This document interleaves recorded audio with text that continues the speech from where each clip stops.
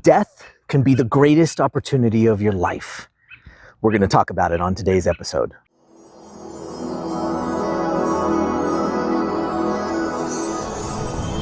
We are lifers, and this is Magic for Life.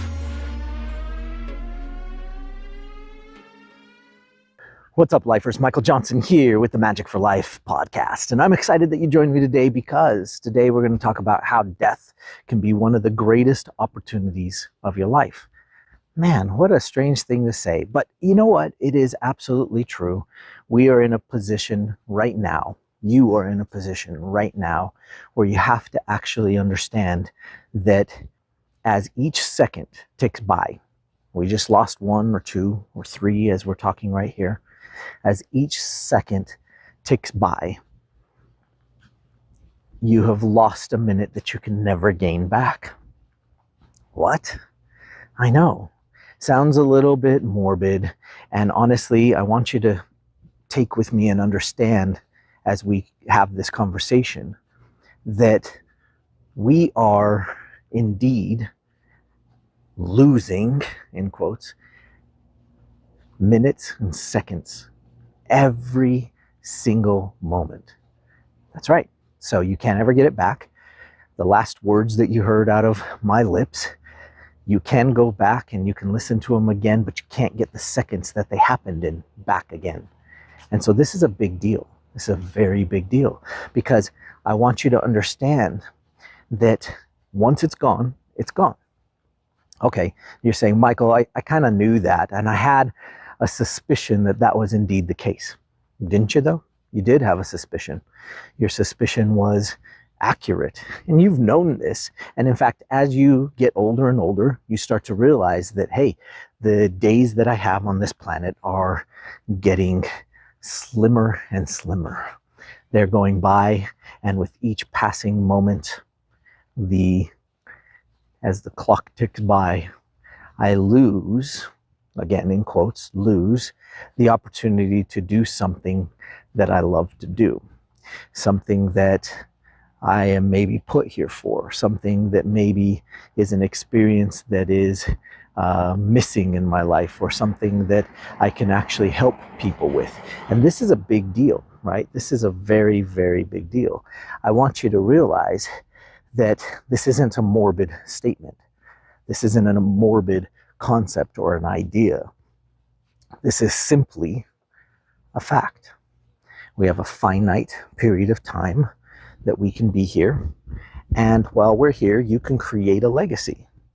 You can create something that will live beyond your years. Let's think about Picasso. He created paintings that we still talk about, view, and appreciate to this day. How cool is that? Picasso did some interesting things. You may like his stuff, you may not like his stuff, doesn't matter. We still talk about him as one of the greatest painters ever. We are left with Da Vinci's creations and ideas and inventions. And as he lived his life fully, understanding that he had a limited amount of time, he created and he created and he created. And some of the things he created were well before his time that have turned into reality in these days. There have been people before us that had a dream and they made that dream come to life. In fact, this is part of the human charge. It is part of why you're here. You see, death, as we said in the intro, can be the greatest opportunity of your life. And why is that? Because it makes the end sweeter. No, not the end. It makes every experience that we have along the way sweeter. And so that's really what we're after. We're after this idea, this concept that can elude you when you don't actually appreciate the fact that every experience you have, in the moment that you have it, is the most important experience that you could possibly have. This is huge. This is a really big deal. Now here's the thing. Let's talk about winning. Okay, how do you win at life? That's an interesting question. Have you thought about that before? How do you win at life? Well, that's a not so difficult thing to do, to win at life. Why? Because you have to understand that what you're experiencing right now, what you're watching right now, what we are experiencing together right now is the thing that is the win. You woke up today, you're breathing. You have an opportunity right now, wherever you're at in the world, to make your situation better than it is. How much better? Tons better. A little better, maybe even just a little better, right? So I want you to think about what you can do to do that. Now, when we talk about winning, let's say you were going to win a basketball game. Is it more fun to hold up the trophy for the win or to play the game that got you the win? Okay, well, many of you know I'm a dancer. I'm a former professional ballroom dancer. Is it more fun to hold up the trophy at the end or to actually do the dancing? What you'll find is that most champions, they want the trophy and they want to hold it up, but how long does that last? Maybe a day, maybe 2 days might last. Hey, maybe it'll drag out and you'll have a parade for you, like they do for the NBA championships or the NFL, right? They have a parade for their winning team in the town. So maybe it'll last for you through to the parade. Maybe it'll stop and then it'll come back at the parade for a second and then it goes away. But what about the time that it took to get there? That actually is the thing that makes that holding of the trophy sweet. If somebody gave you the trophy and said, no, you know what, I'm just going to declare you the winner. That's it. I'm just going to declare you the winner. You win by default. You'd go, gee, thanks for the trophy. This is great. They're like, no, really, this is your trophy. You got it. And you'd go, but I didn't earn it. I didn't actually earn this trophy. You see, the earning of it is important. It's important to us. Why? Because the word earn is the important element. The word earn says that we experienced it. Says that we had the emotions along the way, that we had the trials and the tribulations of the thing that was going on. We have to understand and we have to come to grips with the idea that earning means experiencing. We want to experience this world. Now, you might say, Michael, I don't want to experience the bad things.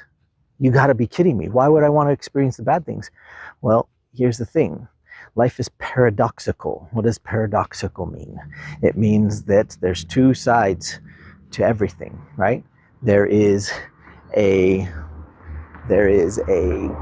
good and a bad. There is a positive and a negative. There is a light and a dark. There is an up and a down. And everything has its opposite.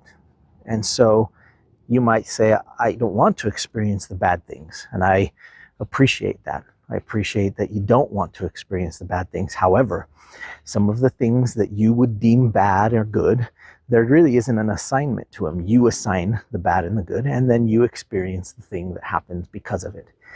And so I want you to really come to grips with this idea. Here it is. Unconditional appreciation. And what's that have to do with this? Well, whether it's good or whether it's bad, and I'm not saying one is better than the other, because sometimes having a bad experience is what changed the world, right? You know it and I know it. Sometimes a bad experience is what opened people's eyes to understand that a change was necessary. So good or bad, we don't know, because bad things that have happened have essentially morphed into something great. Now, I'm not saying to go out and seek bad things or to make bad things happen. I'm not indicating that. I'm saying life will happen. Things happen. There is massive life going on in this world, and who knows? A bird could swoop down and hit me in the head. A car could pull off the road and run into me right now. A plane could crash. There's one going overhead. It could crash right into my house. Okay, those are horrible things, right? But what could come from it? I don't know. But it's our job and our response ability, our ability to respond, that really determines what comes next. Some people would describe it as being dealt bad cards. And yet, if you're playing poker or any sort of card game, you can be dealt bad cards and still win the game. Isn't that interesting? And when you do, oh, isn't it joyous? Isn't it great when you can win the game even when you've been dealt bad cards? You see, bad cards, good cards, bad life, good life. Unconditional appreciation really is the key. It's the answer to being able to live and understand what's going on. Now, how to get unconditional appreciation? It's easy. We put just a little bit of focus on the fact that life is on its way. It's not slowing down. It's not stopping. The world's going to keep turning, and the minutes are going to keep passing by. And as they do, you can choose to see the world poorly. You can choose to see the world grandly. You can choose to say everything in the world is falling apart. Or you can choose to say, hey, you know what? Everything in the world is falling together. Falling together in the most perfect way. How? Well, you can decide based off of your belief system, your traditions, your religious beliefs. I don't have any energy around how you think it's coming together, but I do know that if you focus on it falling apart, you will find those things that are falling apart. And maybe that is your charge right now. Maybe that is your place to go and recognize some of the things that are falling apart. And maybe it's your charge to go and put those things back together. And all I can say is thank you. Thanks for taking on that cause, right? If that's your cause, if that's your thing.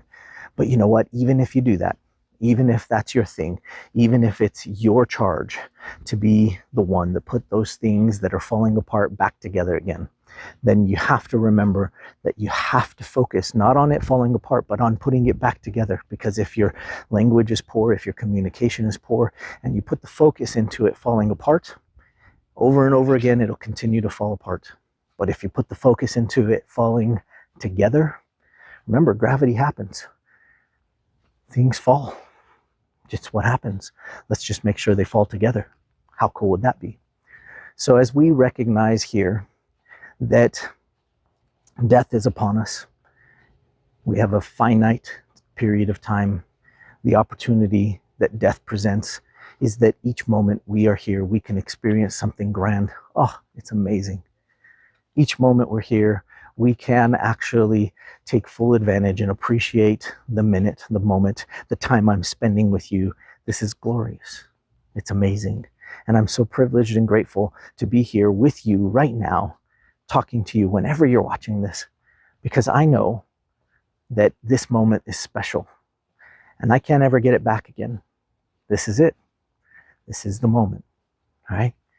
So live your life in such a way that you can start to look at the bad things and appreciate them. Look at the good things and appreciate them. Start to live in such a way that you understand that death is the thing that helps make each minute sweeter. Not worse, but sweeter.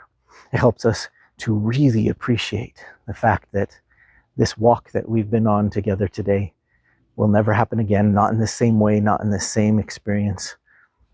But that was it. That was the one. That was the special moment. That was the experience of the day. And it doesn't have to be anything epic. It doesn't have to be an Olympic gold medal. It could be.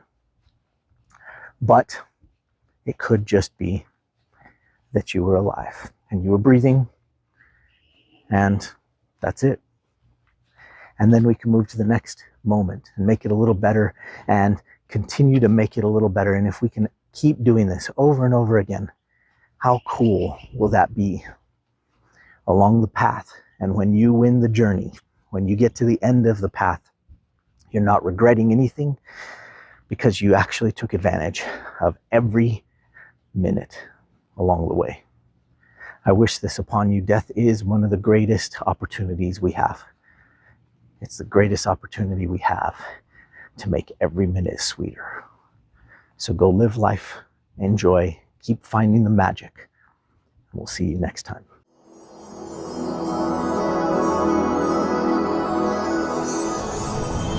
We are lifers, and this is Magic for Life.